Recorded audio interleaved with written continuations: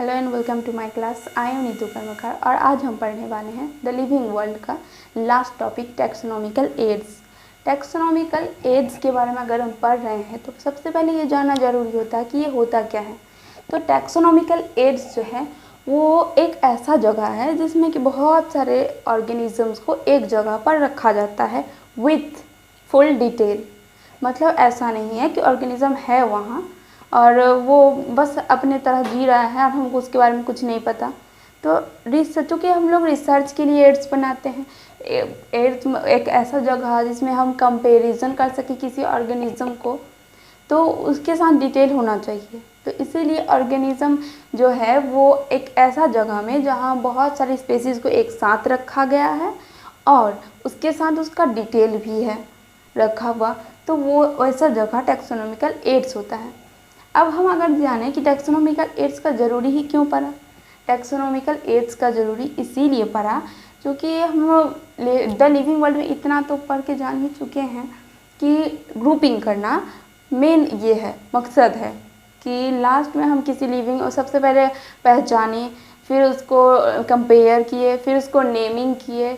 अब उसको अगर हम ग्रुपिंग करना चाह रहे हैं तो ग्रुपिंग के लिए कंपैरिजन तो ज़रूरी है कि बहुत सारे ऑर्गेनिज्म से हम कंपेयर कर रहे हैं। अगर उसका फिजिकल करेक्टर मिल रहा है तभी तो हम उसके जेनेटिकल एनाटॉमिकल करेक्टर से उसको मैच करेंगे। एनाटॉमिकल करेक्टर उसको बोलेंगे जो उसके अंदर का जो ये है ऑर्गेनिज्म है, ऑर्गन सिस्टम है, उससे मैच करना। मतलब जो नहीं दिख रहा है बॉडी के अंदर वाले को एनाटॉमी बोलते हैं। और जेनेटिकल जो उसका जेनेटिक डीएनए जीन ये सबसे रिलेट करना वो होता है जेनेटिकल करेक्टर। तो उससे मैच करने के लिए बहुत सारा ऑर्गेनिज्म होना चाहिए जिससे हम पता कर सके कि सबसे पहले हम उसके फिजिकल करेक्टर को मिलाएंगे कि चलिए वो ये अगर लिविंग ऑर्गेनिज्म है, हमको नहीं पता इसके बारे में और हम इसका ग्रुपिंग करना चाह रहे हैं, तो उसका ये ज़रूरी हो जाता है कि हम उसे कंपेयर करें। तो चलिए हम एक मान लीजिए एक एनिमल जैसा दिखने वाले जो कि प्लांट ना हो, जो लग रहा है कि अच्छा ये एनिमल है, तो हम उसको एक ऐसा जगह लेके गए जहाँ बहुत सारे एनिमल हैं और उसके बारे में बहुत सारा डिटेल भी है। तो हम उसी जगह में जाएंगे, उसका फिजिकल करेक्टर मैच करवाएंगे। अगर वो फिजिकल करेक्टर से मैच हो रहा है, मतलब वो सेम सेम दिख रहा है दोनों, तभी तो हम उसके बाकी के करेक्टर को मिलाएंगे, एनाटॉमिकल जेनेटिकल ये सब मिलाएंगे कि अगर दोनों सेम हो रहा है, दोनों अगर इतना पॉसिबल है कि दोनों रिप्रोडक्शन करके नेक्स्ट जनरेशन बना सकता है, तभी हम उस जो ऑर्गेनिज्म न्यू वाले ऑर्गेनिज्म है उसको उस स्पेसीज में डाल सकते हैं या फिर उस फैमिली में डाल सकते हैं। तो उसके लिए कंपेयर करने के लिए बहुत सारे ऑर्गेनिज्म को, क्या ये पॉसिबल है कि कोई एक ऑर्गेनिज्म मिला और हम पूरे वर्ल्ड में उसको ढूंढने चले कि चलिए इससे सिमिलर कौन सा ऑर्गेनिज्म है। उसके लिए बहुत ज़्यादा टाइम वेस्ट होगा और ये इनफैक्ट बोले कि इम्पॉसिबल जैसा ही है कि कैसे हम पूरे वर्ल्ड में खोज खोज के निकालें कि इससे सिमिलर कौन सा स्पेसीज़ है, इसे कौन सा फैमिली में रखना चाहिए। ज़रूरी तो नहीं है कि हम सिर्फ स्पेसीज़ के लिए ही खोज रहे हैं। स्पेसीज़ के लिए तो हम ये बोल सकते हैं कि ये अलग स्पेसीज़ है, इसका कोई और स्पेसीज़ नहीं है, क्योंकि जितना भी स्पेसीज़ है उसको तो लिखा गया ही है कि कौन सा स्पेसीज़ कितना स्पेसीज़ है, वो सारा नोट डाउन है ICZN के थ्रू, ICBN के थ्रू, जो कि international code of zoological nomenclature है, उसमें सारा डिटेल अब मिल तो जाएगा स्पेसीज़ कितना है उसके फुल ऑन डिटेल के साथ। लेकिन ज़रूरी तो नहीं है कि हम सिर्फ इसके स्पेसीज़ का ही ग्रुपिंग कर रहे हैं, हम ग्रुपिंग फैमिली के लिए भी कर सकते हैं, किंगडम के लिए भी कर सकते हैं। तो उसके लिए कंपैरिजन करना ज़रूरी होता है किसी भी ऑर्गेनिज्म से। तो ऐसा जगह जहाँ कि हम किसी प्लांट हो चाहे वो एनिमल हो, उसको कंपैरिजन करके एक ग्रुपिंग के लिए, चाहे वो लार्ज ग्रुप हो या स्मॉल ग्रुप हो, ग्रुपिंग के लिए कंपैरिजन के लिए एक ऐसा जगह जो कि ईजिली हम उसको किसी से मैच करवा सकते हैं, कंपेयर कर सकते हैं, वैसे जगह को टैक्सोनॉमिकल एड्स बोलते हैं। कैसा कैसा होता है, जनरली इसमें 5 दिया गया है बुक में, इसमें से हम 5 ये लिख चुके हैं। हार्वेरियम, सबसे पहले हम हार्वेरियम के बारे में अगर बात करें तो हार्वेरियम क्या होता है? एक ऐसा जगह या बोले कि ऐसा घर, एक ऐसा बिल्डिंग जिसमें प्लांट को हार्वेरियम में सिर्फ प्लांट को सुखाया जाता है, पेपर सीट में उसको चिपकाया जाता है, कवर कैसे भी उसको सेफ रखने के लिए चाहे उसको कवर किया जाता है, और उसके साथ उसका फुल डिटेल एक फाइल में बनाकर रखा जाता है।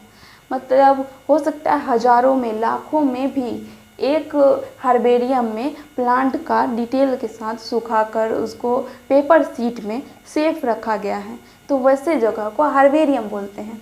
और बोटेनिकल गार्डन क्या होता है कि हम जो पेपर शीट में, ठीक है, हम कंपेयर कर लिए, हो सकता है कि न्यू स्पीसीज नया जन्म लिया हो, और ऐसा जगह भी तो होना चाहिए जहाँ प्लांट को जगह मिले न्यू स्पीसीज को ग्रो करने का। तो वो है बोटेनिकल गार्डन, जिसमें लिविंग प्लांट का एक जगह है। मान लीजिए कि पार्क है, एक पार्क है जहाँ हम अलग अलग फ्लावर लगाते हैं, अलग अलग डिज़ाइन का लगाते हैं।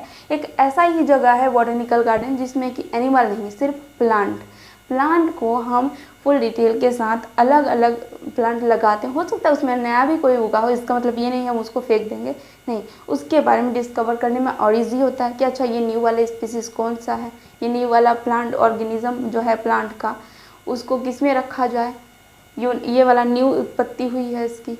तो बोटेनिकल गार्डन जो है वो लिविंग प्लांट को रखने वाला एक सेफ जगह है। अब म्यूजियम क्या होता है?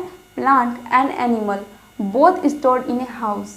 इसको जो है हाउस में है, इसीलिए हाउस इसमें मेंशन किए ताकि ये क्लियर हो जाए कि ये लिविंग नहीं है। प्लांट एंड बोथ दोनों को म्यूजियम में रखा जाता है। हो सकता है उसको केमिकल के थ्रू रखा जाता है, ये इसमें जनरली केमिकल के थ्रू ही रखा जाता है, केमिकल में डुबोकर पूरा का पूरा। जैसे फिश हुआ, कोई समुद्री फिश है, उसको केमिकल में एक जार है, शीशा का जार है, और उसमें केमिकल में रखा गया उसका शेप बिल्कुल भी नहीं बिगड़ता है। बहुत सारे ऐसे प्लांट एंड एनिमल को म्यूजियम में सेफ रखा जाता है विथ केमिकल। अगर यहाँ और क्लियर करना हो तो हम यहाँ लिख सकते हैं कि म्यूजियम में विथ केमिकल।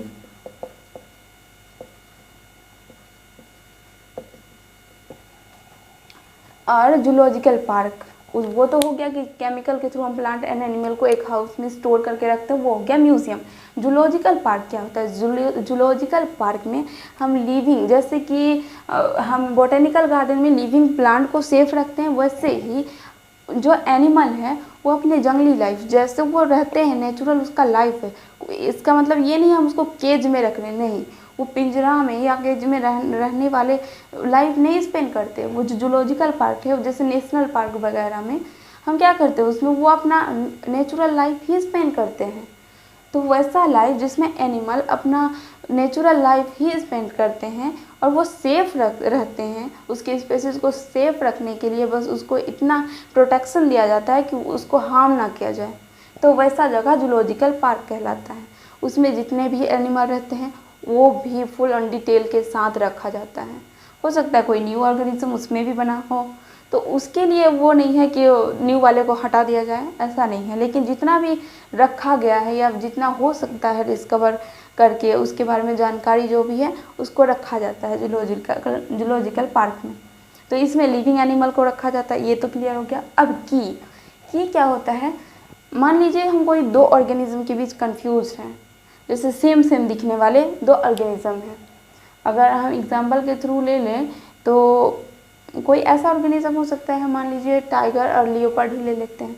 हमको नहीं पता, दोनों का डिफरेंसेस नहीं पता, सेम दिख रहा है, ऐसा सेम वो उतना भी नहीं दिखते हैं, लेकिन मान लीजिए कि सेम दिखने वाला कोई ऐसा ऑर्गेनिज्म है जिसके बारे में हमको नहीं पता, तो हम क्या करें, उस टाइम हम कैसे स्पेसीज डिफाइन करें?